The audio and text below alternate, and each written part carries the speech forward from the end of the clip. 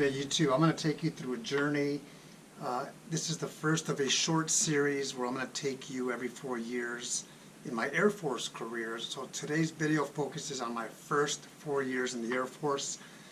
I enlisted when I was 24 years old, and I went off to basic training in pursuit of the unknown. So like I said, I began at basic training. Basic training, I was one of the oldest individuals. I was 24 back in 1996. And I didn't feel old. In fact, most of my peers in there were 18, 19, 20, 21. I could do whatever they could do. Sometimes I could even do it better. So age was not a factor. One of the individuals that I really got to know at basic training, I still keep in contact, and this is 23 and a half years later, he's a lieutenant colonel. He commissioned. So I go through basic training, and I quickly lost some of the baby fat that I had on my face. It's not necessarily baby fat, it's because I like to drink beer back in the day. And I didn't realize how much I could see it in my pictures looking back. I weighed 160, I dropped down to 140 pounds in basic training, April and May, early June of 1996. It was hot already. So I did that, and the last day of basic training, the morning, that Monday morning when we wake up to go to our technical training, was the only time that I cried. And I cried because I felt a sense of relief, of accomplishment, something that I wasn't used to because I was sloppy prior to joining the Air Force. So I felt really good. It was a happy cry. It was just a brief one. Said goodbye to a lot of my basic training teammates. Went off on a bus from San Antonio to San Angelo at Goodfellow Air Force Base, where I started the Fire Academy. At the Fire Academy, technical training, the first 2 weeks you still have to wear a uniform. After that, you get little by little liberty, and you can eat whatever you want. You're at the dining facility. It is like a college dorm environment. My technical training was 4 months, Fire Academy, and again, by that time it was really hot. So after 1 month, because our technical training was kind of long, I had the option where I could fly my wife and son at my expense and get an apartment off base, which is what we did. A month after I got to technical training, my wife and son joined me. We rented an apartment, completely furnished with the exception of a television, so we bought a television. We didn't have a car, and we weren't sure where we were going to go as far as our first assignment. I wanted to go to Europe, and I got Montgomery, Alabama. I met a guy from Georgia, another Fire Academy trainee, and he got Germany. He wanted to go and stay in the South, so I asked if he wanted to swap assignments, and he said absolutely. However, the Air Force said no, maybe because he was single and I had a family. So I went to Alabama, my first base, Maxwell Air Force Base, Montgomery, Alabama, in 1996. To me, that was a culture shock because I went from Los Angeles, my hometown, to Montgomery, Alabama, which was very simple. It's kind of like going back in time. I got to the fire department, I in-processed, we didn't have a car. We rented an apartment, a 1-year lease off base for the first year, and I met some other firefighters that stayed in that same apartment complex, so I would share a ride with them. Eventually we got a car for $2,000 paid cash, and that was our only mode of transportation. In 1989, Chevrolet Beretta.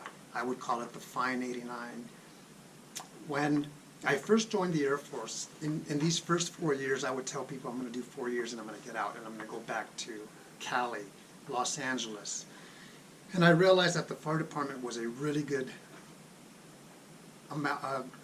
team of people, on and off work time, duty.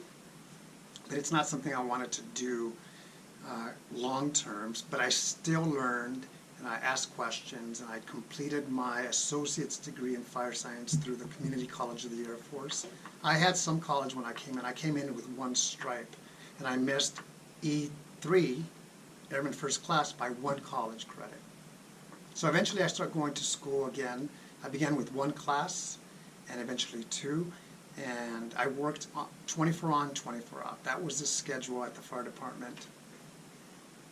And they offered me about a year later the opportunity to do extinguisher maintenance, which meant I would be in charge of all of the fire extinguishers on base, Maxwell and Gunter, 2 bases, dry chemical, water, and halon. Halon is what's on the flight line. So as a firefighter, I got tasked to deploy, and I got tasked to go to Bosnia, which I was excited, but for some reason my clearance paperwork had not been finalized, so the fire department said, because you don't have that, you can't deploy. And a friend of mine got to go in my place, which I missed out on an opportunity. Eventually my clearance came through and I was able to deploy, but I wasn't tasked again to deploy in the fire department.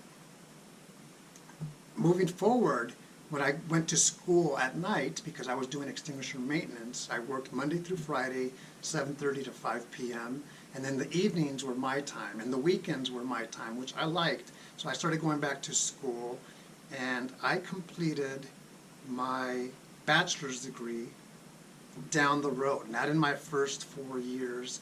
I got promoted to senior airman, and one of the things that I would advise you to do is know who your leadership is on the base and in your unit.